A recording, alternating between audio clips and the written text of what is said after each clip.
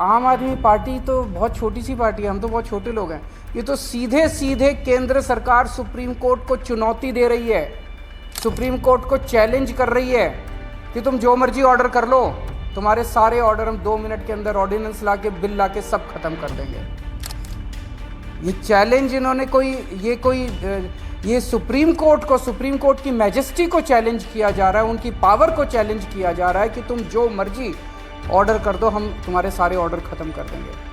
Supreme court की insult की जा रही है। This is a direct contempt of supreme court. ऐसा लगता है कि ये केवल एक भद्दा मजाक किया गया है जनतंत्र के खिलाफ, देश के लोगों के साथ, दिल्ली के 2 करोड़ लोगों के साथ। कल केंद्र सरकार ने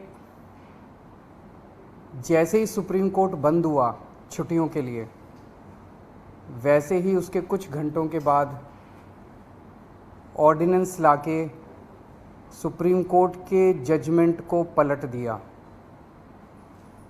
हम सब जानते हैं 1 हफ्ते पहले सुप्रीम कोर्ट ने जजमेंट दिया था कि दिल्ली के अंदर अधिकारियों के ऊपर कंट्रोल, सरकारी अधिकारियों, सरकारी कर्मचारियों के ऊपर कंट्रोल दिल्ली की चुनी हुई सरकार का होगा। सुप्रीम कोर्ट ने यहाँ तक बोला था कि अगर किसी अफसर को ये पता है कि उसका मंत्री उसका कुछ नहीं बिगाड़ सकता, तो वो अफसर मंत्री की क्यों सुनेगा? ये वो कोर्ट के ऑर्डर में लिखा है। तो इसीलिए कोई भी जिम्मेदार सरकार चलाने के लिए ये ज़रूरी है कि अफसरशाही और कर्मचारी जो हैं वो सीधे सीधे चुनी हुई सरकार के अंडर में आएँ। इसको कल इन्होंने 4 बजे कोर्ट बंद हुआ, 5 बजे और 10 बजे इन्होंने ऑर्डिनेंस पास करके उस कोर्ट के आदेश को पलट दिया। जिस दिन आदेश आया था उसके अगले दिन इन लोगों ने सोच लिया था कि ऑर्डिनेंस लाके इस आदेश को पलटना है, क्योंकि अगर हम सीक्वेंस ऑफ इवेंट्स देखें, जजमेंट आने के और उसको पलटने के बीच में 8 दिन है। पहले 3 दिन सेक्रेटरी सर्विसेज गायब हो गया, उसका फ़ोन ऑफ हो गया। 3 दिन के बाद सेक्रेटरी सर्विसेज निकलते हैं, कहते हैं मैं कोर्ट का ऑर्डर मानने को तैयार हूँ। तो चीफ सेक्रेटरी फिर बीच बीच में गायब हो जाते हैं और सिविल सर्विसेज बोर्ड की मीटिंग होने में 3 दिन लग जाते हैं। फिर फाइनली जब सिविल सर्विसेज बोर्ड की मीटिंग होती है और एलजी के पास प्रस्ताव भेजा जाता है, तो 2 दिन एलजी साहब बैठ जाते हैं उसके ऊपर। 8 दिन इन लोगों ने इस तरह से बिता दिए। ये सारे के सारे कोर्ट के बंद होने का इंतज़ार कर रहे थे कि कब कोर्ट बंद होगा, कब कोर्ट की छुट्टियां होगी और कब हम अध्यादेश लाएंगे। तो प्रश्न ये उठता है कि ये कोर्ट के बंद होने का इंतज़ार क्यों कर रहे थे कि जब कोर्ट बंद होगा तब हम अध्यादेश लाएंगे? पहले ले आते, जब कोर्ट की छुट्टियां नहीं चल रही थी, जब कोर्ट खुला था, जिस दिन अध्यादेश आया 3 दिन बाद, 4 दिन बाद, 5 दिन बाद ले आते।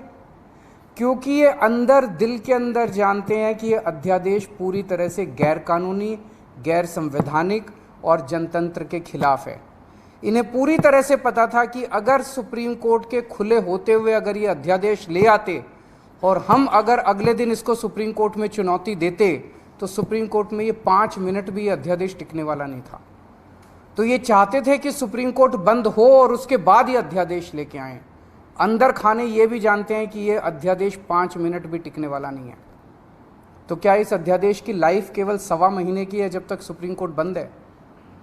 1 जुलाई को सुप्रीम कोर्ट खुलेगा, हम इसको चैलेंज करेंगे सुप्रीम कोर्ट के अंदर, और फिर सुप्रीम कोर्ट, हम जानते हैं कि ये भी जानते हैं, अंदर खाने ये भी जानते हैं कि इस अध्यादेश का क्या होगा। तो क्या ये अध्यादेश केवल इस 1.25 महीने की छुट्टियों के लिए लाया गया है? आज मैंने आप ही लोगों के चैनलों पे देखा कि ये कह रहे हैं कि हम इन्होंने रिव्यू पिटीशन फाइल कर दी है, किसी ने कॉपी भी भेजी है, शायद कर दी है या करने वाले हैं, कर दी है। रिव्यू पिटीशन का क्या मतलब रह गया? जब ऑर्डिनेंस लाके इन्होंने पूरे के पूरे जजमेंट को ख़त्म कर दिया, तो जो जजमेंट ही नहीं बचा उसका रिव्यू का कैसा? तो रिव्यू पिटीशन तो तभी मेंटेनेबल होगी जब अध्यादेश को वापस लिया जाएगा रिव्यू पिटीशन की हियरिंग के पहले। तो ये क्या ये इंडिकेशन है कि जैसे ही सुप्रीम कोर्ट खुलेगा इस अध्यादेश को वापस ले लिया जाएगा? नहीं तो रिव्यू पिटीशन का मतलब ही नहीं है जज तो यही कहेंगे कि भाई तुमने तो सारा हमारा जजमेंट खत्म कर दिया, तो रिव्यू पिटिशन किस बात की है? रिव्यू पिटिशन तो कुछ है ही नहीं। तो ऐसा लगता है कि ये केवल एक भद्दा मजाक किया गया है जनतंत्र के खिलाफ, देश के लोगों के साथ, दिल्ली के 2 करोड़ लोगों के साथ। एक तरह से सुप्रीम कोर्ट ने जजमेंट दिया, क्लियर जजमेंट दिया कि दिल्ली की चुनी हुई सरकार को पूरा अधिकार है दिल्ली चलाने का, 3 सब्जेक्ट्स छोड़ के, police, law and order and land, बाकी सारे सब्जेक्ट्स हमारे पास हैं। उस जजमेंट को 1 हफ्ते के अंदर ये अध्यादेश लाके अगर ये टर्न डाउन कर देते हैं, तो ये आम आदमी पार्टी तो बहुत छोटी सी पार्टी है, हम तो बहुत छोटे लोग हैं। ये तो सीधे सीधे केंद्र सरकार सुप्रीम कोर्ट को चुनौती दे रही है, सुप्रीम कोर्ट को चैलेंज कर रही है कि तुम जो मर्जी ऑर्डर कर लो, तुम्हारे सारे ऑर्डर हम 2 मिनट के अंदर ऑर्डिनेंस लाके, बिल लाके सब खत्म कर देंगे। ये चैलेंज इन्होंने ये सुप्रीम कोर्ट को, सुप्रीम कोर्ट की मैजेस्टी को चैलेंज किया जा रहा है, उनकी पावर को चैलेंज किया जा रहा है कि तुम जो मर्जी ऑर्डर कर दो, हम तुम्हारे सारे ऑर्डर खत्म कर देंगे। सुप्रीम कोर्ट की इंसल्ट की जा रही है। This is a direct contempt of supreme court. आम आदमी पार्टी को 3 बार प्रचंड बहुमत, 4 बार, 3 बार असेंबली के अंदर मिला और 1 बार एमसीडी के अंदर प्रचंड बहुमत मिला आम आदमी पार्टी को। दिल्ली के लोगों ने बार बार चीख चीख के कहा है कि हमें आम आदमी पार्टी की सरकार चाहिए, हमें आम आदमी पार्टी की सरकार चाहिए, हमें आम आदमी पार्टी पसंद है। और बार बार इन लोगों ने आम आदमी पार्टी को की सरकार को काम करने से रोका है। तो ये तो एक तरह से खुली चुनौती है कि तुम जिसको भी, हमारी पार्टी के अलावा जिसको भी चुनोगे, हम उसको काम नहीं करने देंगे। ये क्या बात हो गई? ऐसे देश कैसे चलेगा? पहले ये 2015 में नोटिफिकेशन लेके आए, उस नोटिफिकेशन के बाद ये एक 2021 में एक कानून लेके आए, जिस कानून से और हमारी पावर्स छीनी गई। पिछले साल झूठे केसेस में फंसा के हम अच्छे स्कूल बना रहे थे, हमारे एजुकेशन मिनिस्टर को जेल में डाल दिया ताकि स्कूल ना बन सके। हम अच्छे मोहल्ला क्लिनिक अस्पताल बना रहे थे, हमारे उसको हेल्थ मिनिस्टर को जेल में डाल दिया ताकि स्कूल अस्पताल ना बन सके। और अब ये कानून लेके आ गए। ये बेसिकली तो काम करने से रोकना चाहते हैं आम आदमी पार्टी की सरकार को, क्योंकि जैसा काम आम आदमी पार्टी की सरकार कर रही है वैसा काम करने की इनकी ना तो नीयत है और ना इनकी कैपेसिटी है वैसा काम करने की। पर मैं दिल्ली के लोगों को भी और देश के लोगों को भी कहना चाहता हूँ कि स्पीड स्लो ज़रूर होगी कामों की। आज जो इन्होंने अध्यादेश पारित किया, उन्होंने और भी कई सारे सेक्शंस डाले हैं, अभी भी हम स्टडी कर रहे हैं, तो स्पीड जरूर स्लो होगी, लेकिन सारे काम होंगे। काम को मैं रुकने नहीं दूंगा। ये अध्यादेश दिल्ली के 2 करोड़ लोगों को बीजेपी ने एक तरह से तमाचा मारा है। बीजेपी का कहना है तुम जिस भी सरकार को चुनोगे, चुन के देख लो, हम काम नहीं करने देंगे, हम काम रोकेंगे, हम तुम्हारी सरकार को काम नहीं करने देंगे। ये तो दिल्ली के लोगों को का अधिकार है अपनी सरकार चुनने का। भाई संविधान देता है अधिकार कि आप जिस मर्जी को वोट देके चुनो। वो कह रहे हैं कि जिसको भी चुनोगे हम तुमको काम नहीं करने देंगे। आम आदमी पार्टी छोटी पार्टी है, हम बहुत छोटे लोग हैं। देश बड़ा है, देश इम्पॉर्टेंट है। कल हम नहीं होंगे, कोई और होगा, लेकिन देश रहेगा। इस तरह से सरेआम जनतंत्र को कुचलना, सुप्रीम कोर्ट को वो दिखाना, ये सही नहीं है। हम इसके खिलाफ सुप्रीम कोर्ट में या वो डालेंगे, इस ऑर्डिनेंस के खिलाफ सुप्रीम कोर्ट जाएंगे। और जब से ये ऑर्डिनेंस आया, केवल दिल्ली नहीं देश भर से मेरे पास फ़ोन आ रहे हैं, यहाँ तक कि बीजेपी के कट्टर समर्थक भी कह रहे हैं कि ये तो मोदी जी ने ठीक नहीं किया, ये तो प्रधानमंत्री जी ने ठीक नहीं किया। भाई 2015 में तुम नोटिफिकेशन लेके आए, उसी टाइम ले आते ऑर्डिनेंस, कोई कुछ नहीं कहता। 8 साल के संघर्ष के बाद दिल्ली के लोगों ने संघर्ष किया, आम आदमी पार्टी की सरकार ने संघर्ष किया। संघर्ष करने के बाद सुप्रीम कोर्ट ने जब इतना साफ साफ फैसला दे दिया, उस फैसले को तुम पलट देते हो और तुम कहते हो हम सुप्रीम कोर्ट को नहीं मानते। इसके तो ये तो पूरा देश देख रहा है और पूरा देश कह रहा है ये तो बहुत गलत काम किया इन लोगों ने। तो दिल्ली के लोगों के बीच में जाऊंगा मैं अब, और बहुत जल्दी दिल्ली के अंदर महारैली की जाएगी। और मुझे जिस तरह से रिएक्शन आ रहे हैं जनता के, मेरे को लगता है कि इस बार दिल्ली के अंदर भारतीय जनता पार्टी को जनता 7 में से 1 भी सीट नहीं देने वाली। जनता बहुत नाराज़ है इनके हथकंडों से, इनकी तानाशाही से और इनकी गुंडागर्दी से। मैं आज इस मंच के ज़रिए सभी ऑपोजिशन पार्टीज़ को अपील करना चाहता हूं कि राज्यसभा के अंदर जब ये बिल आएगा, ऑर्डिनेंस जब बिल के रूप में पेश किया जाएगा, इसे किसी भी हालत के अंदर राज्यसभा में पारित नहीं करवाना। मैं खुद एक एक पार्टी के नेताओं से जाके मिलूंगा, उनसे समर्थन मांगूंगा कि इस बिल को अपोज करना है, ये जनतंत्र के खिलाफ है, किसी भी हालत में हमें इस बिल को पास नहीं होने देना राज्यसभा के अंदर। अगर आप अभी नहीं हुई है, पर मैं करूंगा, सबसे करूंगा। वो तो सिंघवी साहब हमारे वकील हैं, वो देख रहे हैं, स्टडी कर रहे हैं। जैसे कोर्ट खुलेगा 1 जुलाई को शायद खुल रहा है, इमीडिएटली भी मिल सकता है। 5 जजेस ने जजमेंट दे दिया, उसको पलट दिया इन्होंने। बताओ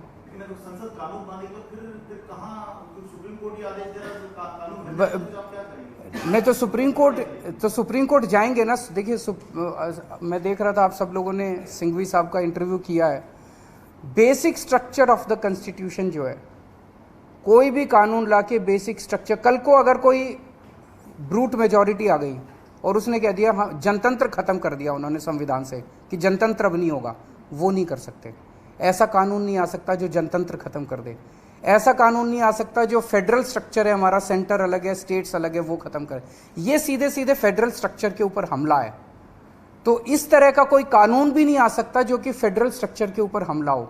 तो कई सारे बेसिक कॉन्स्टिट्यूशनल प्रिंसिपल्स हैं, basic structure of the constitution है जिसके ऊपर हमला किया गया इस ऑर्डिनेंस के द्वारा।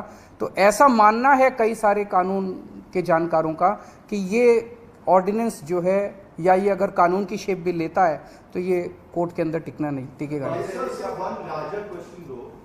ये जो ऑर्डिनेंस पास हुआ, do you think this is no more Delhi versus centre, rather the court versus the, ये पूरी की पूरी लड़ाई अब एक तरह से सुप्रीम कोर्ट वर्सेस सेंटर है। ये केवल दिल्ली सरकार एक छोटी सी चीज हो गई है। उन्होंने तो सीधे सीधे कह दिया, इस तरह से तो ये बहुत खतरनाक चीज है।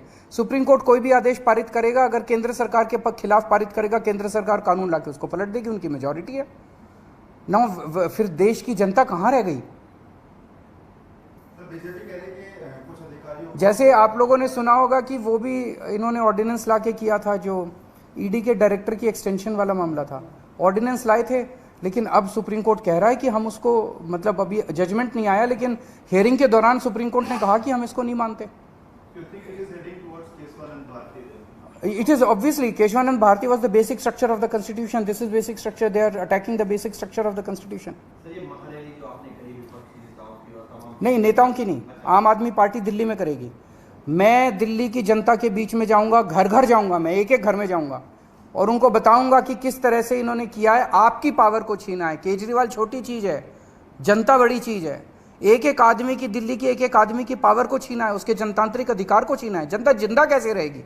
इस तरह की अगर तानाशाही आ जाएगी तो जनता जिंदा कैसे रहेगी? उनके लिए काम कौन करेगा? बड़ी जल्दी हम पूरा प्लान अनाउंस करेंगे हमारे ना। Yes of course the whole Aam Aadmi Party will be on the streets in the coming days. मैं ये पूछ, इसका क्यों, क्या कह रहे हैं वो, क्या कारण है इसका?